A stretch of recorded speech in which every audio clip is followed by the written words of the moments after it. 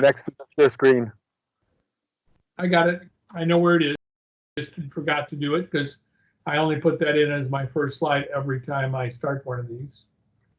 Okay, Lulu, back to you. And George will be the first one to tell you always stop the recording. Thank you, my dear. I appreciate that. Yeah, can you go back to the PowerPoint? That'd be cool.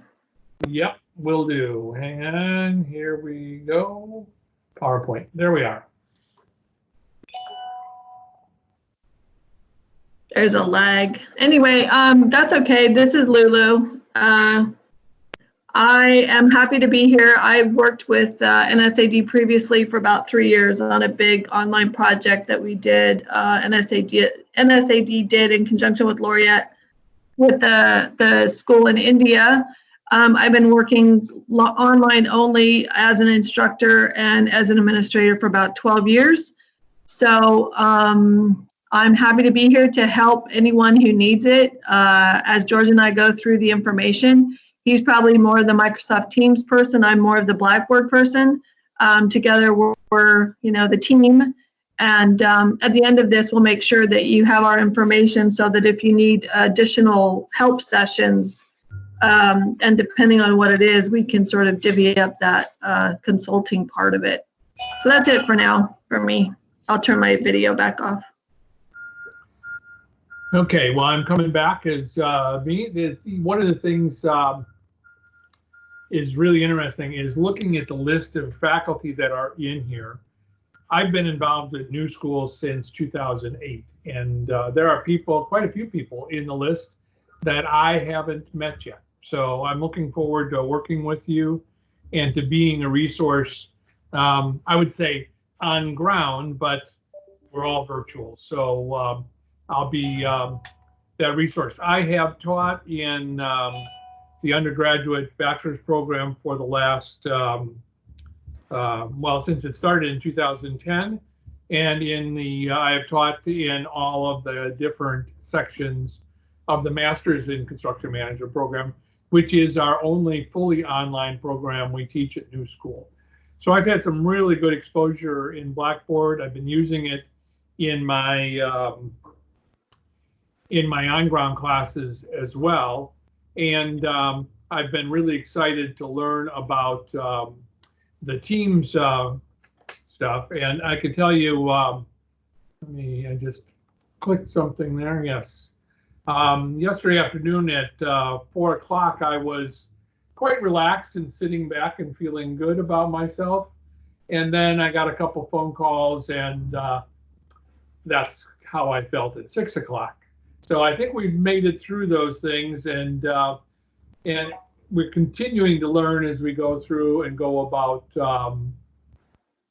this process. So as you learn and as you run into information, please share them with Lulu and I so we can make sure that we make that information available.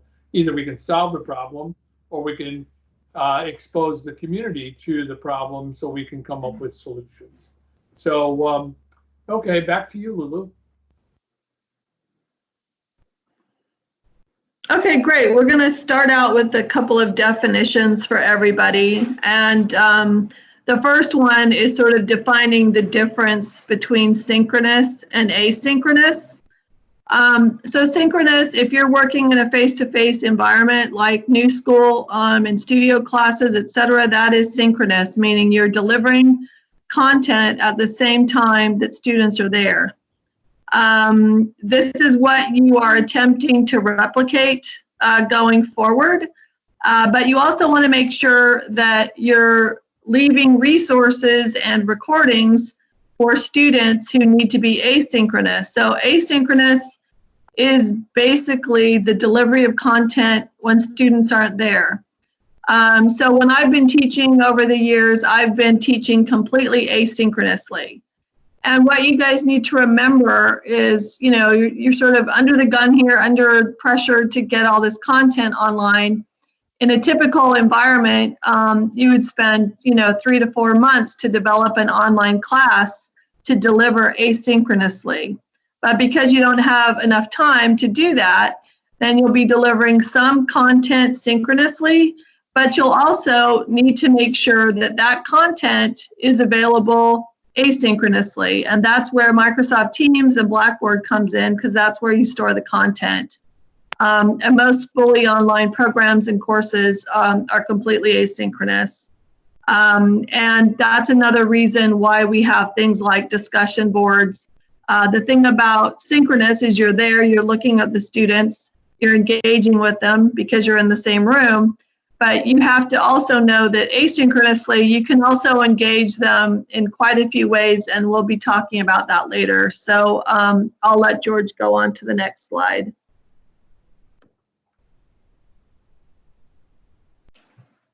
Okay, so the next slide is me, and we're gonna hang on one second. There we go. I wanted to talk about systems. Everybody should be clear that we have 3 different and distinct systems that you have to interface with as faculty. Banner is our institutional student management system. This is run by the registrar's office. It is where all academic information about a student is maintained through the course of their career at New School and into the future for transcripts, etc. It's also where so this is the one that you go in through the ssb.newschool.arch or ssb.newschoolarch.edu. It's where we, hang on one second, I think I even have that up. It's this screen that we enter in through. This is our self-service banner portal, and this is how we get into it. So you should all be familiar with that, because this is where we have our class assignments. This is where we enter our attendance and things like that. And so it's really important to realize that this is the banner system. It's where we put midterm grades. It's where we put our final grades. So those are the principal things that we do in Banner. Blackboard is our learning management system. And this is where we go in and we can deliver our asynchronous content. Plus, we want to always post our syllabus here, as well as announcements to the class. It's where our discussion boards will be. It's where we create assignments and collect those assignments, and then in the grade book, grade those assignments and send feedback back to our students. So that's the learning management system.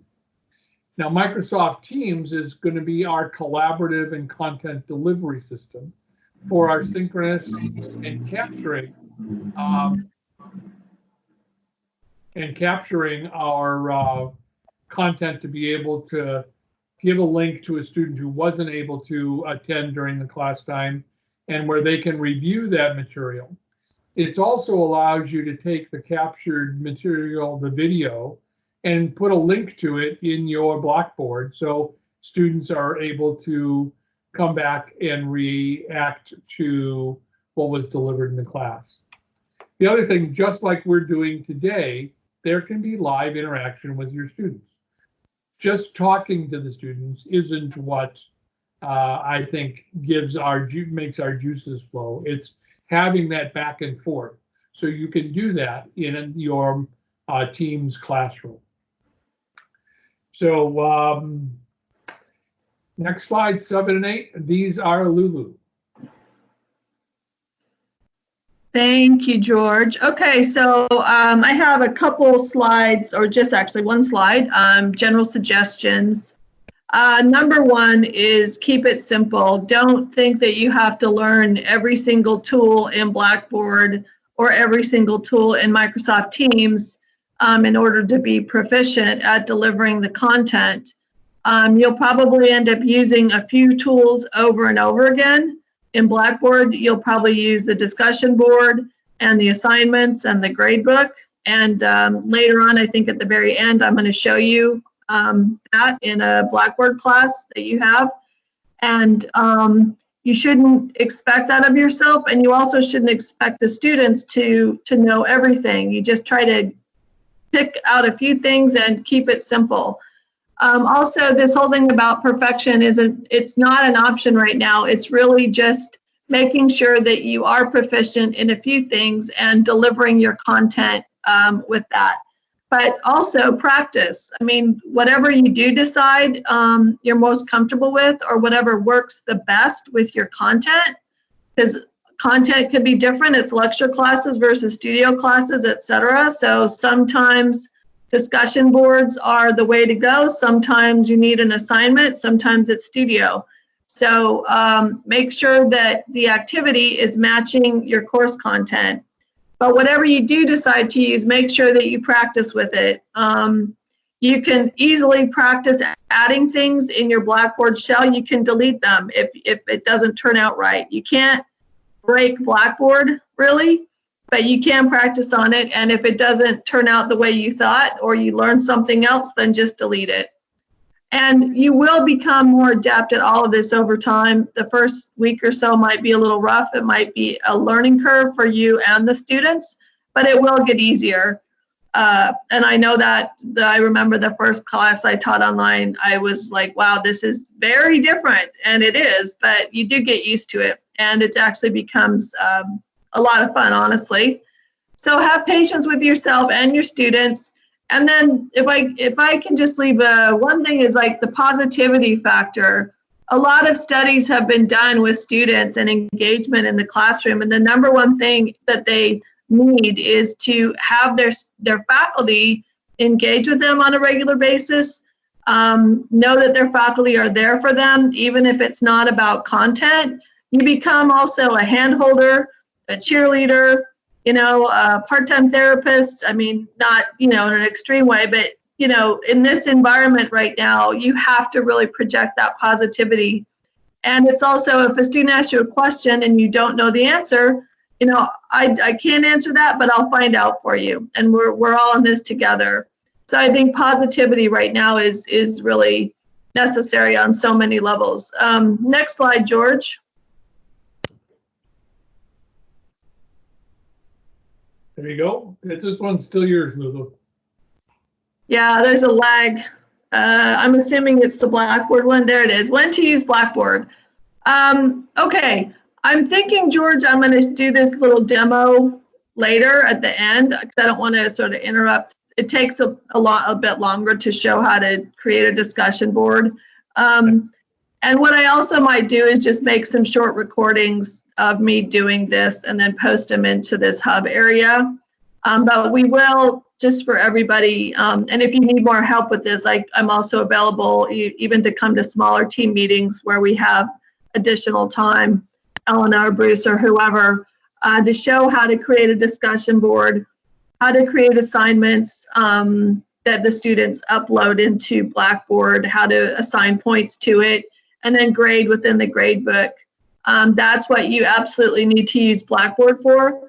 I would also say, I need to add on to this, that you need to use it as a resource area as well. I know Microsoft Teams has places you can upload documents, but you might also want to practice uploading that same document into Teams and then upload it also into Blackboard. And it's really easy to do that in the system. And then additional tools, which are not really that hard to figure out, but the announcement tool in Blackboard is something everybody should be using on a weekly basis, in addition to what you're doing in Microsoft Teams. And then email. Email is easy to use in Blackboard. I think going forward, you just have to remember that Microsoft Teams is sort of the here and now, but Blackboard is forever, I guess. And you'll be using Blackboard for years to come. So it's also, Microsoft Teams is a really good tool, but make sure that you're not ignoring Blackboard because that's sort of the asynchronous part of all of this. And yeah, go ahead. If I can jump on that with you, I would like to make, as we've been going through this last 2 weeks of learning a little bit about Teams, or a lot about Teams, I think that if we're going to be using discussion boards and assignments in Blackboard, it should be the place where you put the files and things that you want your students to do. Utilize the Teams for much more for the delivery of synchronous content and conversations with students.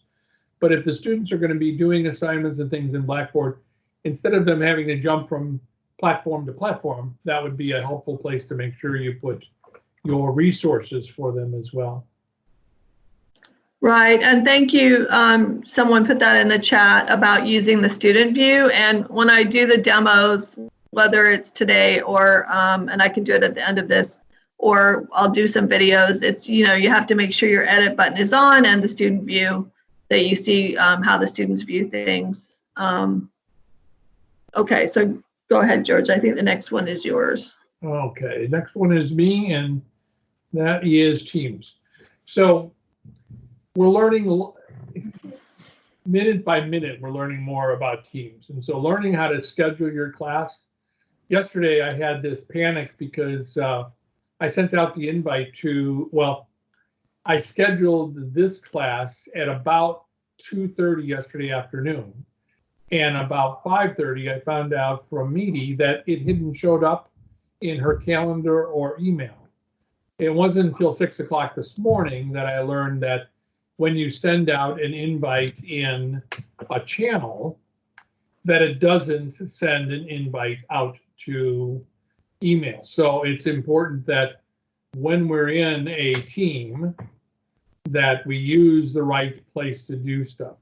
So I ended up sending that invite out through Outlook and creating a meeting, and that's what everybody who's on this call has responded to.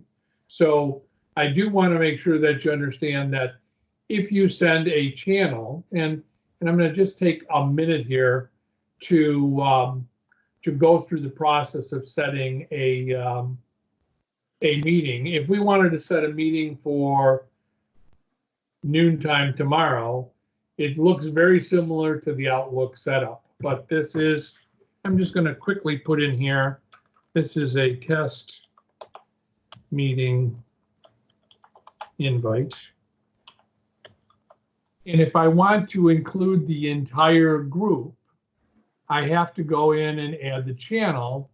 And for this particular class, that would be the faculty meetings. Now, when I click on general, theoretically, that's going to include everybody who is in this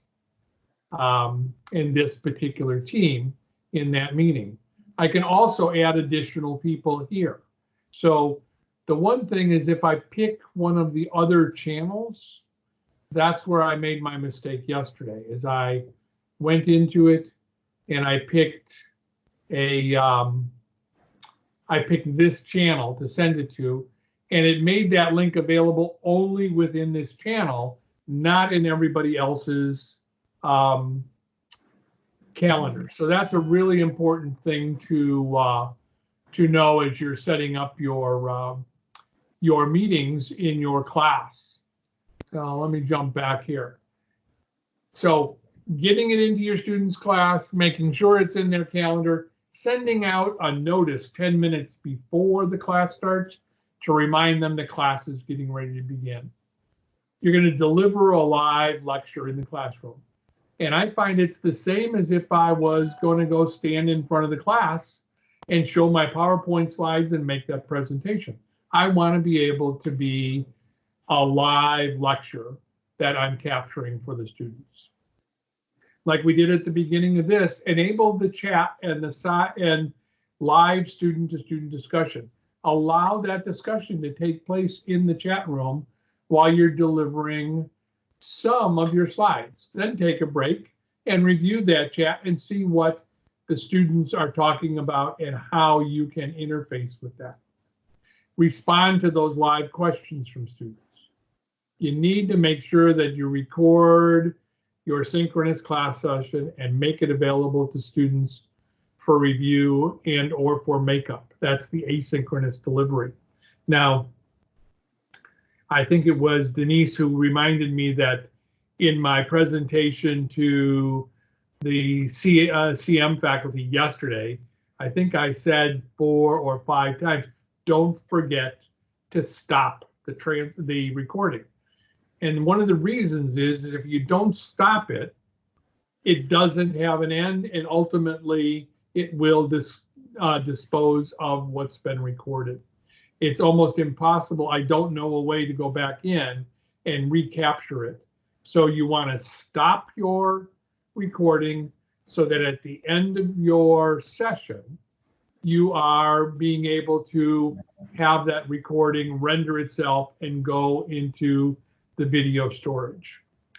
I think we'll also show you a way that you can go into your transcript, and I don't want to stretch this too long, so maybe I'll do the same thing with that Lulu's going to do and show you some of these things visually on the screen.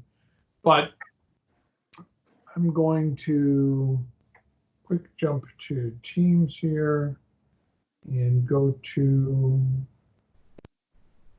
this one. If I go to a session, let me go to the one we were working in yesterday.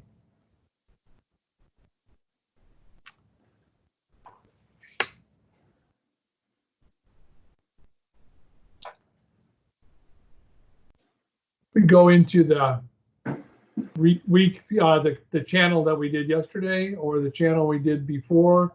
You can see I recorded the meeting and it shows up here in this channel. And if I go to review that meeting, it's stored in Stream, which is part of the Office 365. And it also in Stream has the ability, let's just jump over here to Stream, and you can see the video that we're working on. George, I'm just seeing your calendar. Still just seeing my calendar? Yeah. Okay. Then I think we'll wait then with this Stream demonstration till a later time. George. You're seeing Stream? Yeah, I'm seeing exactly what it's showing. I'm seeing the too. video from Oh. yesterday. Weird. I see it too, George. Never Okay. mind. I'm seeing.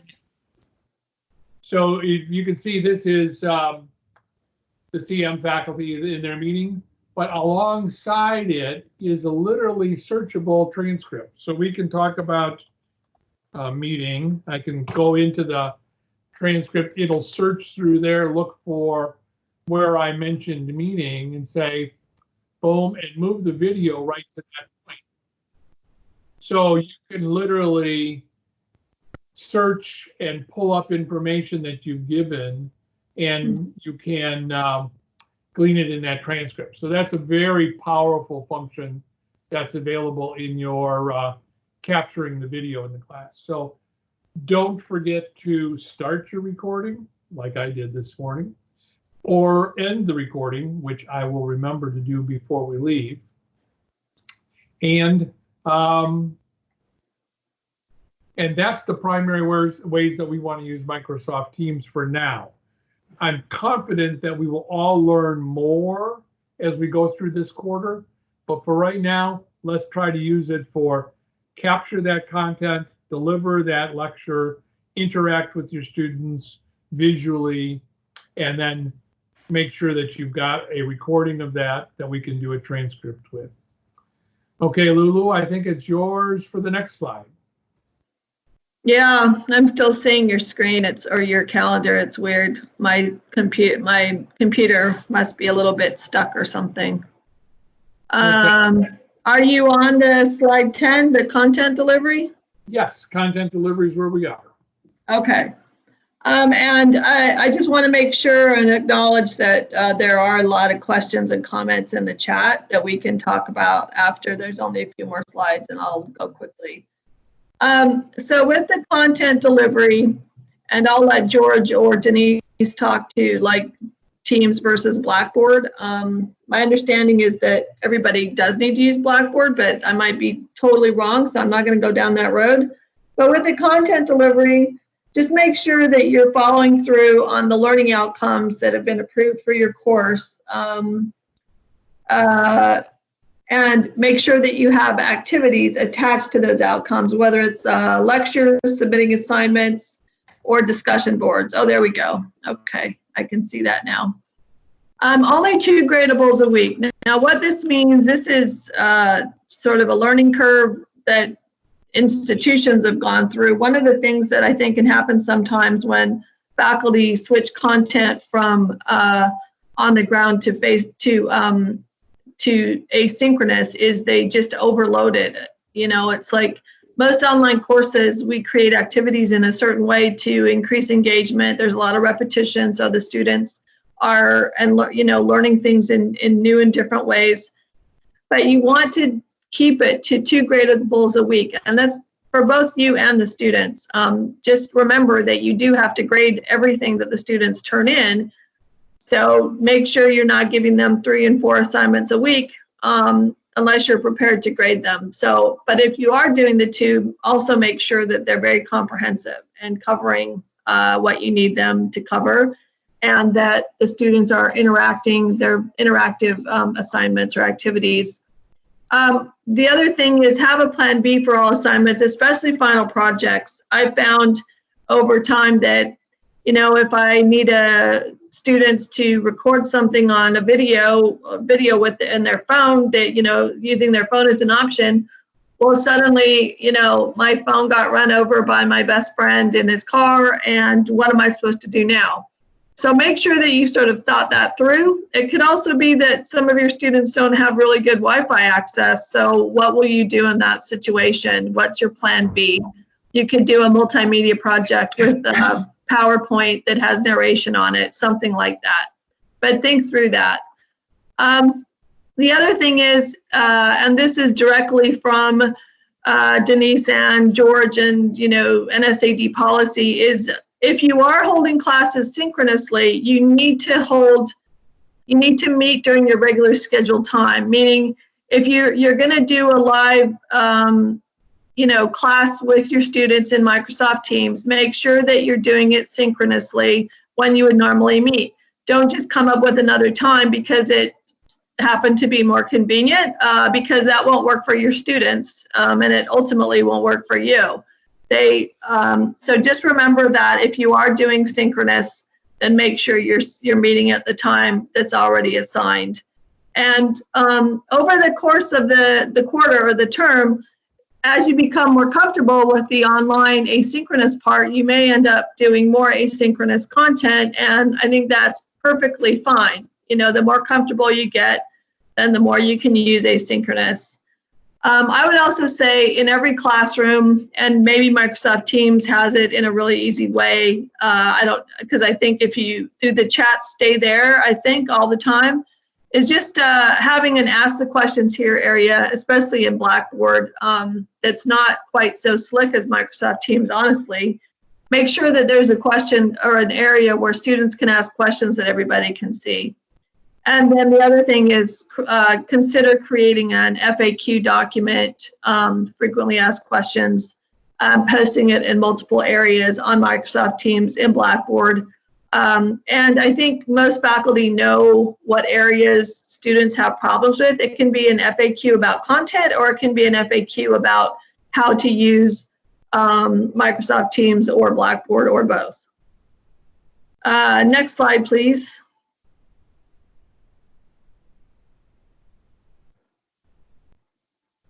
Okay, the communication plan. This is really important, and this is where the faculty engagement really comes in, is with your communication plan. You want to be consistent but not overwhelming. Try to do what I do every time I'm teaching, is I post one comprehensive announcement every Sunday, and I tell them what's going to happen, and I tell them a little bit about what the content is going to be. And all that should be already in the classroom, and you're just reiterating it with your email. So let's say, you know, week 1, so this coming Sunday, and hopefully you're emailing them before the classes start on Monday. But Sunday, I would post an email. Here's what we're going to be doing this week. We're going to be meeting synchronously. Might have to explain what that means in Microsoft Teams. Here's what the content is that we're going to be covering. Make sure that you've read X, Y, and Z. All of that should already be in either Blackboard or Microsoft Teams anyway, the directions that you want them to cover. And so, you do a comprehensive announcement on Sunday, and then ideally you don't do another one unless it's absolutely necessary, maybe during the first week. But if you overload them with announcements, and I'm sure they're taking more than just one class, you don't want them to have 25, 30 announcements every week that they have to sort through, because they're just not going to pay attention to it. The other thing is, if you're going to hold classes asynchronously, or if you're delivering content asynchronously, you then might want to consider having virtual office hours during your class time for students to ask questions, or, you know, just have more of an engagement piece that way. And if a student is needing extra attention, don't feel free, or don't be afraid to call them on the phone, send them a more personal email, really let them know that you're interested in helping them as much as you can. Again, that's that faculty engagement piece. And students need to know that you care, you're engaged, and you're flexible.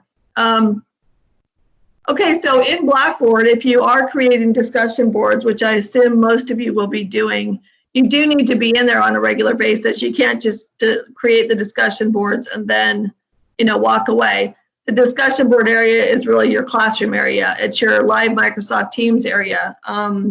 And if it's a completely online program, the discussion board is your classroom. So you have to remember that. You have to be in there. You have to be responding on a regular basis. You do not have to respond to every single student, but over the course of the term, you do need to, you know, like what I normally try to respond to about half the students, except for week 1, you need to respond to everybody. And then after week 1, then I respond to half of them. And then the following week, I make sure I respond to the other half. Let students know when they should expect their grades. The requirements are spelled out in the assignment letter, but make sure that you stick to that. If you start getting behind, I mean, grades are a student's, you know, one of their main priorities, unfortunately or unfortunately. So just make sure that you're being really consistent with your grades and getting them out in a timely manner, especially if it's sort of a scaffolding issue where they need to get feedback from you before they can go on with the next assignment. And also in the assignment letter, it says you should be responding to emails within 48 hours. I actually try to do that within 24 hours. I mean, think about yourself. If you email someone, 48 hours is a really long time to wait. So my personal best practice is 24 hours. And that's just for, you know, to ease people's minds about things. And of course, if you can't, then 48 hours is sort of the standard. I think that's it for the communication plan. The final thing is the top thing, consistent but not overwhelming. And then George, you're up next.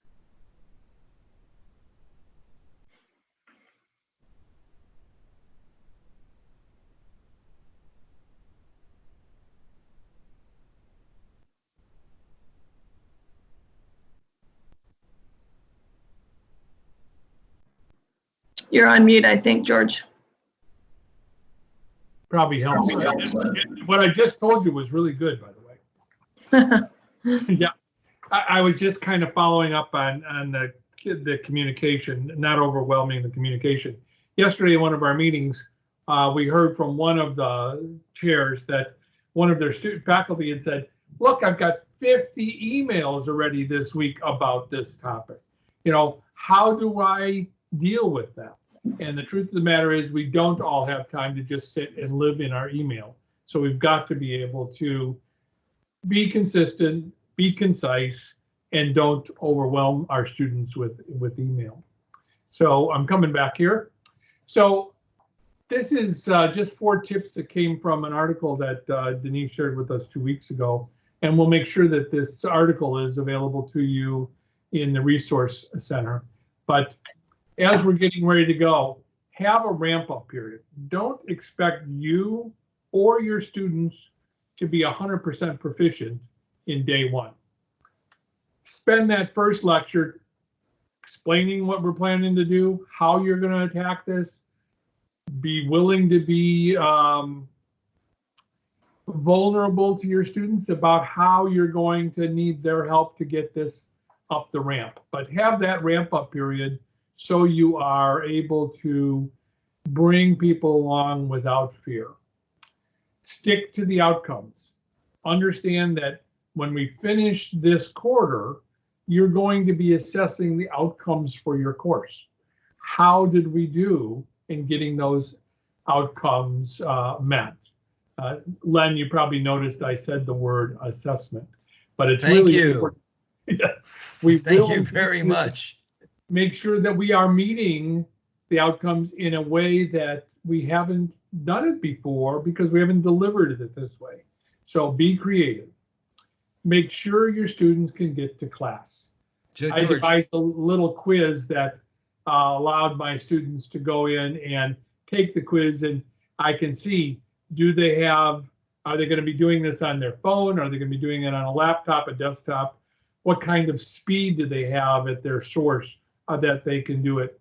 Are they going to be able to do video because maybe they only have a low bandwidth?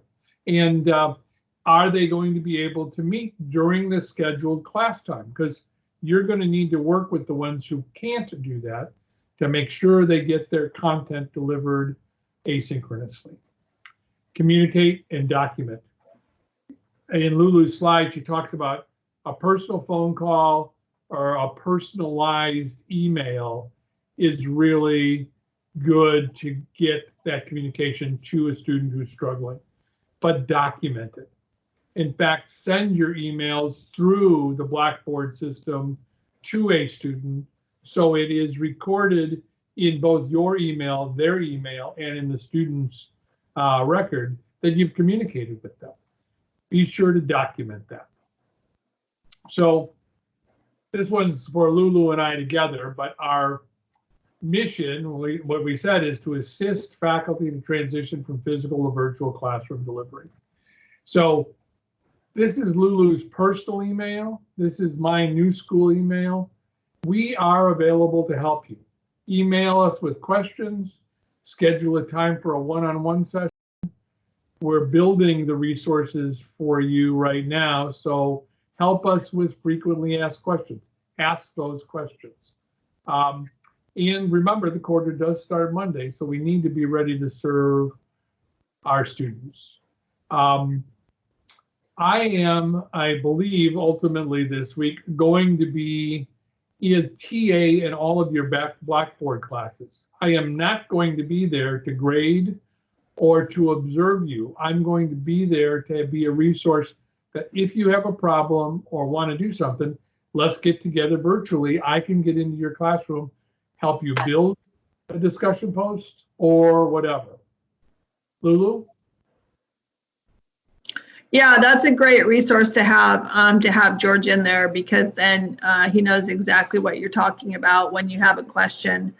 There's a lot of questions about some of this stuff. I'm not sure if I want to do the discussion board part, the Blackboard part now, or what. Should we answer some of these questions first? Sure. I haven't had a chance to read them, so why don't you pick a couple and let's go. I think the one that I saw was, can we skip banner altogether? I think that's an important one, sort of. Can we skip banner altogether? What makes it absolutely necessary? This is from Dario. I agree on single platform approach as much as possible, but from what I can see, I take Teams over Blackboard. So maybe, George, you can speak to why Blackboard is necessary or important, or, you could answer that question. Sure, I can jump on that from the one slide we looked at, is that we have the 3 different systems, and each one of them has a purpose. So Banner is an institutional management system. This is where attendance and grades go. And until we have a change in attendance policy, this is where it has to go, because it becomes part of the student's permanent institutional record. What we do in Blackboard or what we do in Teams doesn't roll into their student transcript. What we do in Banner does. So we can't skip Banner. We need to use Banner for what its purpose is. Yeah, right? Banner I'm aware. That's why I asked about Blackboard, not Banner. about Blackboard. Can Yeah. you skip Blackboard in its total? We're asking you not to, because we don't yet have the way to capture everything that took place in Teams and be able to archive it and use it for long-term programmatic assessment. In Blackboard, we can archive a class, we can archive the submitted assignments, and we can see what's there. Plus, if you go to the training for the faculty and students in Teams, if you look at the videos, they started being created on March 2nd. So there's a lot of Teams that has not been fully load tested yet in the classroom environment. I know that in my, I have a group of 7 guinea pigs in one class, and they keep trying to do stuff that I post, and they're not able to do it. So until we have proven the assignment thing in Teams, the grading thing in Teams, which doesn't go into a grade book, and some of those issues, we can use Teams as much as we want, but at a minimum, you're going to use Blackboard to post your syllabus, do your announcements, keep your grade book, and we really want you to use discussions and assignments. George, I'd like to expand on that for a second. Because of the sale of the school, we're going to have a WASC visit probably in about 5 months. And one of the things that WASC is going to want to know is, how did you respond to the COVID virus? How did you go about going online? And that's where assessment of this work from the spring quarters become really, really important. So our recommendation is everyone uses all 3 platforms. Banner, like you said, it's fundamental. Blackboard, because it supports certain aspects that will support assessment, and then Teams as well. So it's really critical that everyone's on board with that message. Okay, let me ask you, let me explain where my question comes from. I've used Blackboard fairly extensively in the past for the class, and recently I stopped using it to collect assignments. And the reason is there always seems to be an issue with Blackboard, either for the students to submit assignments. Now, of course, they play the situation, and I'm aware of that, but because there is objectively some malfunction in Blackboard, you can't fight back. So what I do for assignments, I actually collect them in a folder on OneDrive, which I link in Blackboard, and that's where they submit the assignments. And that way, it's already archived in a folder in OneDrive, which is divided by class, which I think is actually a more efficient way to collect stuff for assessment, because pulling content out of Blackboard is one of the most painful processes I've ever experienced. Can I? And then can I ask a question about that though? This is Lulu. So when you get to the grading part of it, how, I mean, the positive part, and I totally understand. I mean, I worked at Walden Laureate for 10 years, and it does seem like there's, a lot of upgrades that mess things up, et cetera. But one of the positives of Blackboard is once you set up an assignment, theoretically, with the points and a grading rubric, an embedded grading rubric, it's really easy to grade it. And when you set that assignment up, it flows into the grade book. So if you're having all these files in a OneCloud folder, how do you grade them, and how do students see those grades? Let me just touch on one thing before Dario responds to that. Dario teaches in the interior product and graphic arts, the design school, and their artifacts are quite often very large, and Blackboard does not deal well with large graphic submissions.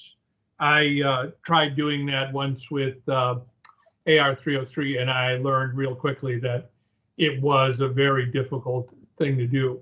So it is better to have the large artifacts in graphics and things like that submitted in a collective such as OneDrive, with a link to it being submitted by the student to show that the assignment is done on time, and then you can grade it from there.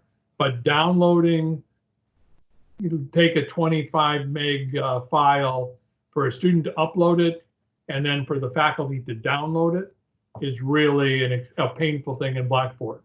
So, Dario, I don't disagree with the issue for some assignments, but for textual assignments or PowerPoint assignments, Blackboard still is a very simple way to do it. Yeah, and to respond to Lulu, I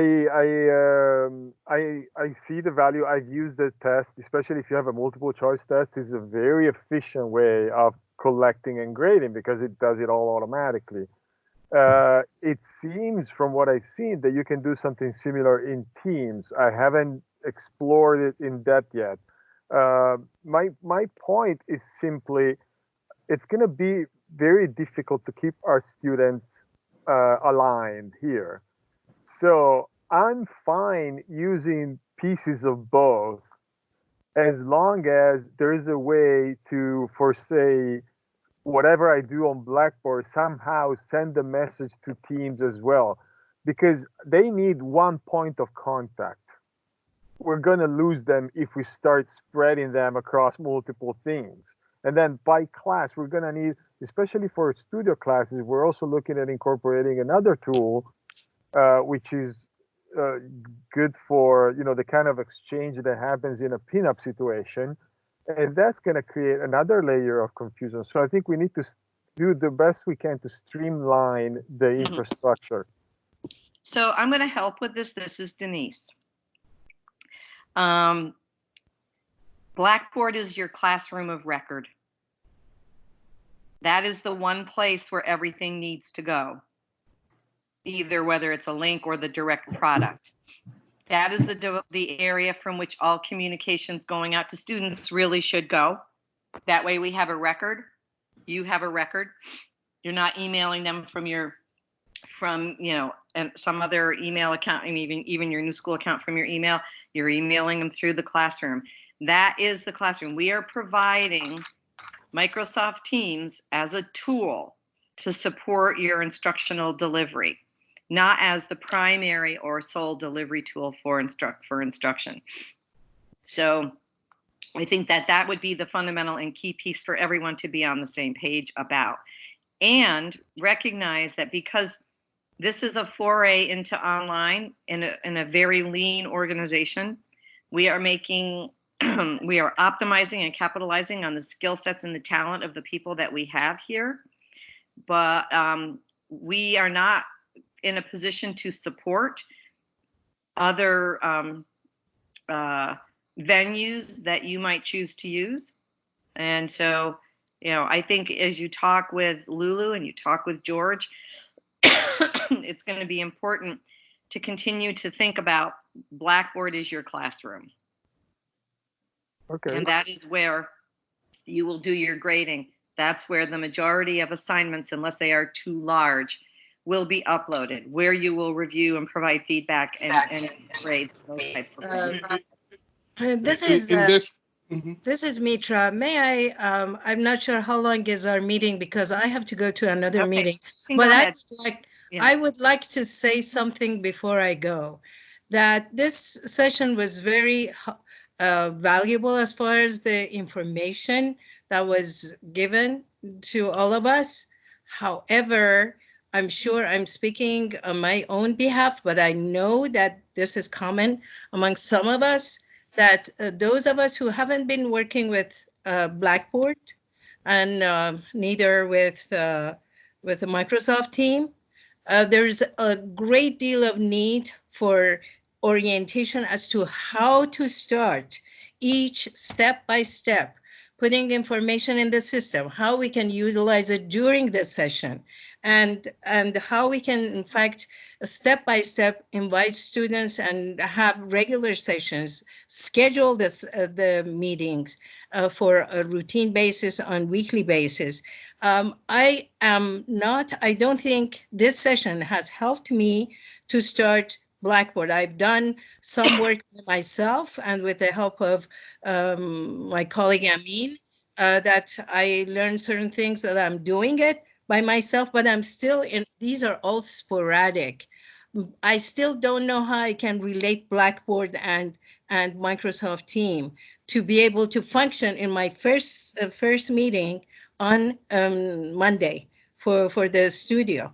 So it's very important, mandatory for each one of us that are in the same boat with me to have an orientation session. I'm telling you, orientation session for Blackboard, orientation session for Microsoft Team, that we be able to pull the things. I'm a fast learner. As long as it's methodically explained to me, step by step, what should I do first, second, and third, and move on. I am in a state of panic right now that what is going to happen on the first day of my teaching. And I have taught for years, 28 years, ongoingly, every quarter. And this is not a good experience that I'm going through right now. You guys are having a lot of information, which is great. And those are do's and don'ts. But you have to consider these are experienced teachers at the same time. There are certain things that we only at this juncture is vital for us to learn the tool more than the instruction. Mitra, before you go, hold on. This is Denise. Before you go, I want to make sure of one really important thing. First of all, that is part of the reason that you have access to Lulu and you have access to George, and you can set up your individual or small group tutorials. The other thing is, last week, out of the president's office, there was a letter that went out to communication that went out to faculty online training resources that provides direct kind of training and webinars and tutorials through LinkedIn and other sources about how to use Blackboard. So I think that there's two components. One is and Microsoft Teams. So kind of reviewing those, but also, taking your anxiety and your angst and your concern directly to the people who are here to support you, and talking it over with them, I think would alleviate a lot of that. And I'll hand it over to Lulu because I know she has something to say about that. Let me tell you, Denise, we are having only 3, 4, 5 days left, and every day of us, we are sitting. In fact, I'm telling you, my whole yesterday was wasted in meetings. Not much got out of it. Some recommendations, fine, which I totally agree. But these are repetitions that we are not getting to the actual methodology of using the tool. And I heard you on that, and I've given you direct and specific resources to go to today and get the support that you need. I hear you on that. I understand it.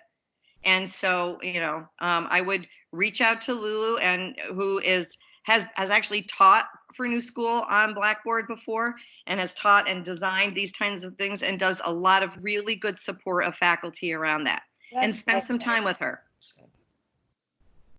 Yeah, Mitra, just email me and we'll set up a time, and I'll walk through it with you as you're uploading stuff, so you actually know how to do it.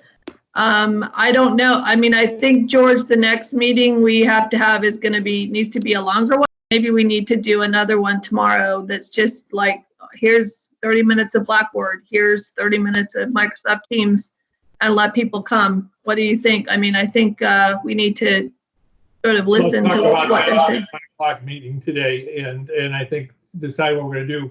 But we've got about 20 of our faculty who did not attend this one, who we're going to want them to watch this video. And then I think Thursday we need to pattern that one to be more resource specific as opposed to overview and introduction. Well, practical application. Yeah. I think I'm hearing a more pressing need to not wait till Thursday. So why don't the two of you talk separately about this? And Lulu, there is nothing that prevents you from setting up some sessions tomorrow for small groups, and people can excuse themselves from other meetings. There is nothing, hear me on this, more convey this to Mitra. There is nothing more pressing now than developing even a bare sense, a minimal sense of confidence and competence in particularly in Blackboard. Okay. So, but I think it's also important for the faculty to hear, we are not going to reach out to you over the next 4 days to make sure you're up to speed. You need to reach out to us, send us an email, we'll schedule a time. I'm available. Well, I have no travel time anymore, so I'm available a lot to sit and go through stuff one-on-one with both of these tools, and so is Lulu. So I think the key issue here is, if you're really concerned, reach out to one of us and schedule a time. Let's do that. I think we will be able to do 1 or 2 more large overviews, but we need to work with a lot of you individually to get to the next step. Yeah, but also if there's 5 people that need the same sort of training, I'd rather do a small group one than 5 one-on-ones, because it's the same content. So Elena, the other chairs, whoever, if you also know that there's a group of your faculty who need it, then we should also set up some of those instead. I mean, one-on-one is fine and I don't mind doing that, but if I'm doing the same information 5 times and I could do it 1 time in a group, that's a much more efficient use of time. And we can still have everybody in their classrooms doing it sort of step by step, click on this, etc. So just want to make sure that we're being efficient with that. And I agree with that. With your teams and coordinate that, that would be very helpful. And here's the guidance that I want to give everyone. This is not easy for anyone. Everyone on this call has been there at one point in time or another. The approach that we need for you to take with this is, how can I learn to do most what I need to do to ensure that my students are going to learn? Spending energy worrying about what's not going to work is not going to help you get where you need to go. So let's put students at the center and take advantage of the resources that you have. And between now and the time that you meet next with Lulu and or George, please go and look at that resource guide that went out to faculty last week as well. That particularly Lucy, but a lot of folks, helped to put together in order to support faculty. Yep. I think one other thing I want to share with everybody before we go is we have developed a team that's called Hub for Faculty at New School, and we are going to be starting to put helpful resources in this location. So there will be one place where you can go and get FAQs, faculty resource, videos of some of the meetings, etc.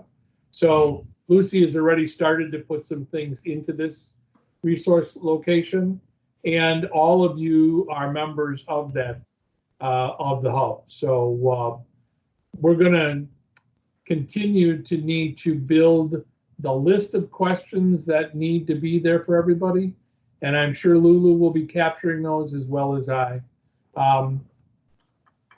I think we need to start to wrap up. Anybody else have, Lulu, you have any more follow-on comments? No, just I'm available, and so I'll wait to hear from everyone. I think it's probably too late to do a demo unless some people want to stay on. I'm not sure.